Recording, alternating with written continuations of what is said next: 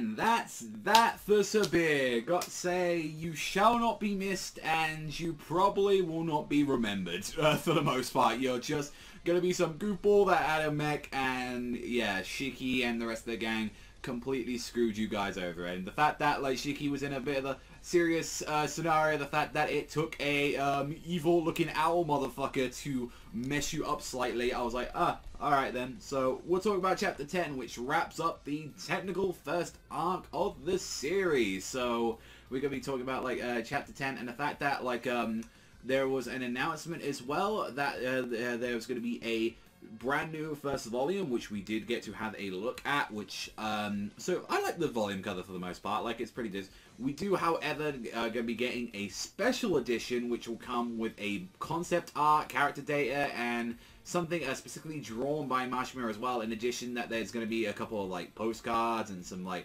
drawn illustrations that hasn't appeared yet. So that's going to be coming out, I believe, next week. I believe it's coming out soon. So I believe I probably might pick up the special edition. So I might do an unboxing of that, and like, because I'm getting the English version regardless, so I'm going to be probably picking up the first Japanese volume as well to kind of see if there's any additional changes that they did to it and artwork and yada yada. So we're gonna, I'm going to be giving you guys updates on that when we can see anything kind of special for that. And when we get to go right into this chapter as Shiki, we see it from chapter 9 beating the little shit out of Sabir, smacking him down after like seeing what happened and trying to protect like Pino and everyone else as this giant rocket fist. Like, the guy uses his Doom Fist to pulse himself up, comes out, arcs it, again inheriting his inner Ryu from Street Fighter, coming in through a Shoryuken and all that, and he's like, "You brat, I'll show you who opposes me in this city." And he goes in, and this is one thing I actually liked that Shiki had, because this is the first actual time we see Shiki have a ranged attack, as he condenses a ball, snaps it, and then fires down this De Machina gravity ball, which like hits him down with a projectile, and he's like, "This is what the hell's going on, this is heavy, it's so heavy," and he slams him right into the ground. This explosion goes off, and it's like, oh, there you go, bye Sabir, you got taken out in like 2-3 shots, so that's better than only being one shot on there. But the one thing is, like, this owl is having none of this shit, this Pyro motherfucker, where he's just like, yeah, no, I'm just going to control the mech now, and now I'm going to grab Shiki, and now I'm going to blow him up. And he's just like, there, like, you know, just laughing his ass off. Like, I'm like, we're dealing with a fucking owl now? Like, this is our villains. We're dealing with Doomfist and fucking Birdman right now, as Pino kind of sees this and uses her EMP to deactivate the bomb. I was like trying to save Shiki, and it's just like, no, I've kind of like, as like Sabir like picking himself like you piece of shit on that. It's like, she just kind of finally builds up this revolver saying, "I'm alive and I'm not going to be your toy any longer." And unfortunately, as Weiss pulls out a fucking Magnum, pulling it on the corner side, like he's now about to just clean up some shit from the kitchen, like ready to like pull out the trash. Pull out gangster style. I'm like, alright then, this is, unfortunately we're not going to have this. And he kind of tries to act very cool upon this, where he's like, I can't use my gun thanks to the EMP, consider yourself lucky. And then just decides to smash and break his shitty little, like, Doom Fist gauntlet, which was like, one, it's like, it's not an artificial arm, it's just like, it was just this like massive gauntlet that he was wearing to pretending to be cool. And he's like, oh, I got shut, we see this as like, Happy got shut down again after this EMP. He's like, what happened? I don't know. And we had a nice little touching moment with like Shiki kind of going back saying like, are you okay? Did anything happen to you and all that? It's like, oh, I guess Happy and all that can take care of these wounds and all that. And she's like there like slowly wondering, it's like, but you're hurt though because of me. And it's like, you're worried about a machine like me like more than yourself. And he's like, I don't care if you're a machine. Like, same thing he said to like the little Michael drones in there. Like, I think it was like, what, Jerry or whatever her name was. He's like, it doesn't matter if you're a Sheen and all that. We already said we're friends, right? And it's like, you had this nice little touching moment of her like cry, swelling up like her tears and all that, and like smack. So here's the thing, and I kind of thought about this like originally, and I'm thinking, obviously with Happy being in this series, it kind of makes me feel with the fact that Pino is here, it really feels like that maybe Pino was originally going to be the original mascot for this series. Like, it kind of seems, because the way that she looks and the way that she's kind of designed and everything for, like, this little girl, it kind of really feels like this was supposed to be the original mascot character for this series. And then either Mashima or the higher-ups are like, no, we can sell plushy fucking Happy toys, we already know that, we can just put a little heart thing on him this time, like, we can sell this shit and they'll make good plushes, because if anything, if the one thing I've seen for merchandise is, like, I've seen quite a few Happy plushes, and I'm like, okay, yeah, sure, and as you had this emotional, like, little moment between them, I'm thinking, like, that's one of the two, because I feel like that's kind of what she originally was, and it's like, sure, we've got two little mascot characters thrown around, because she's joining the party for the most part. Like, she didn't belong in this time originally, so she's like, okay, we need to actually figure out what's going on and how to exactly get back. And one thing and all that from where we go back, as we go back to our main characters and all that, we get to see that apparently they find out that, like, Sabir has been going around stealing military robots throughout, like, the entire city using Pino's ability. And when we see with kind of Rebecca talking about this, it's saying, like, I thought I was saving the robots from being abused by just, like, you know, doing as it's told, but apparently it was just the complete opposite. And it was like, no, he was using this for, like, it's just machines of war, which then we find out that, like, they've been turned over to the police, that, like, Rebecca said. So, obviously, the timeline has already been fucked up by this fact and all that, and it's like, they mentioned that it's like, this is obviously being affected because she's from the same era as them, and she unfortunately is talking that, you know, I still can't remember a thing right now, with how, like, kind of Pino's describing it, and is like, with the last round of maintenance recorded by Weiss, like, which was our current era Weiss, not this one, and she's, like, there saying, like, oh, so are you my master? And it's like, technically, not really, but you're still not getting your memories back, and, like, the fact is that that's probably going to come back at some point in this memory, like, your whole little kind of, like, bit of delusion, even though you're being forced to delete them.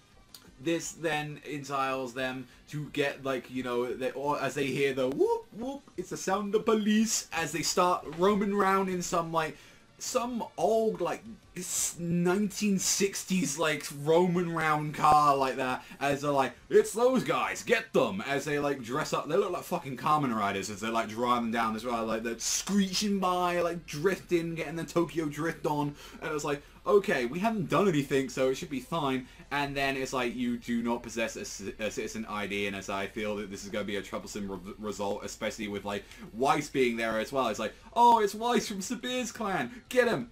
What?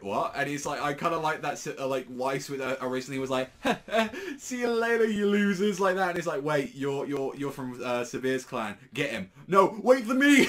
It's like, as he starts, like, just yucking up and running, which leaves him getting back to the ship, where it's like, look, we've got a little sidetracked, but we're going back to Blue Garden, and there might be someone in the, like, Rebecca's solution of this is like, maybe someone back there might be able to deal with it, because fuck it, we deal.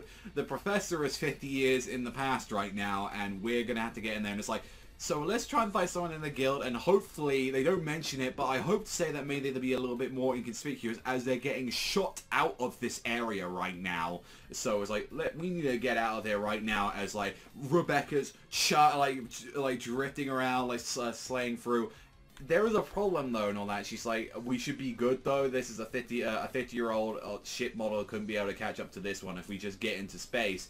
However though, like, the ship is being forced not to like move the oars, like they're being pushed back by something, and there is, like, some weird unknown energy field that they're unable to analyze. And it's like, oh, so here's the thing, it's like, I'll make this fly into space. So it makes us wonder then, because, like, with how this ends with, like, the next chapter, as Weiss just appears. He's just there, just eating some, like, just some food. He's like, you need an escape on you? And he's like, you were planning on stealing this ship. Nah, don't worry about that. He's like, hand over this ship. If you do, I'll make it fly into space. And that's our little stinger for, like, chapter. And with the announcement that there is going to be a new development in Chapter 11, and also as well a color page with, like, 23 pages. So we're going to have quite a hefty chapter next week. considering that this is the end of the first arc, and I was like, it had some nice little moments. There wasn't anything that I was thoroughly blown away by, and then again, like, this is someone that, like, read the first, like, you know, that still continues on with Black Clover, and Black Clover, I felt like, had a very rough start compared to a lot of series. It got a lot of its formula out of the way, and it took a bunch of the characters and the cast to kind of grow on me, and that was the thing. I gave that the benefit of the doubt because that was Yuki Tabata, and that was someone that I knew had some good stuff in, like, in the back burner. If this was the first series for a lot of people of Mashima's, which I do know that has some people, and a lot of people are like, this isn't doing it for me right now, I'm gonna drop this and pick it up like some other time, I would still say this series still needs to kind of do something at the moment to kind of, like, more like amaze and wow people, because like I said, we're 10 chapters in at the moment, and obviously it seemingly is doing well. It's getting color pages, and it's getting you know, additional pages that, like, Master's Drawing, so people are obviously eating this up right now, and it's doing well on Crunchyroll, like, on their plus side, because it's always there, like, right near the top, so it is safe to say that it's going to be doing well, and we're going to be seeing this at least for a while. The question is for how long. I mean, it depends whether or not the fan base is going to get to it. I'm very curious with, especially the fact that as of this recording, as we're talking about this, it is the 5th of September. The volume is going to be coming out on the 14th of September, so that would be next Friday for us. I'm very curious to see what the volume sales are going to be for the first volume of the series, because Fairy Tail did moderately well. Like, it did very well in Japan. It wasn't no gangbusters Attack on Titan. It wasn't no, like, One Piece.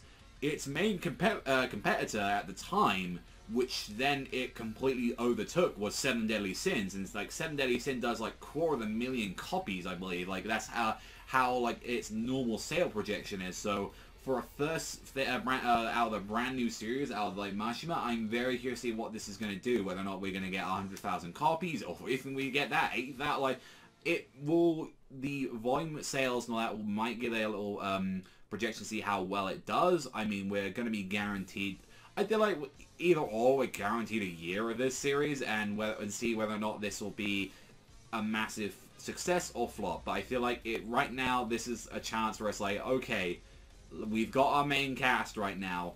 Let us see what we can do with this, and especially now with the next chapter being called like Machina Maker, I want to see some new cooler stuff on there, because again, Sabir and the fucking Foot Brothers are literally nothing. They were air D-listers, and I know we're not expecting some serious villains so far at the start, but I was hoping a little bit of a challenge. But the most things that we got to take out of this is that, hey, they didn't get one shot, so that's a vast improvement from how other villains in Fairy Tail were handled. So yeah, that's a slight improvement. It's still a little cheesy with the friendship stuff going into it, but again, I think at this point you're just gonna have to get numb to it. If not, it's not gonna be your cup of tea. Because I feel like if you're 10 chapters into Eden Zero at this point, I feel like you've kind of accepted you're in for the long ride. So with some of this stuff.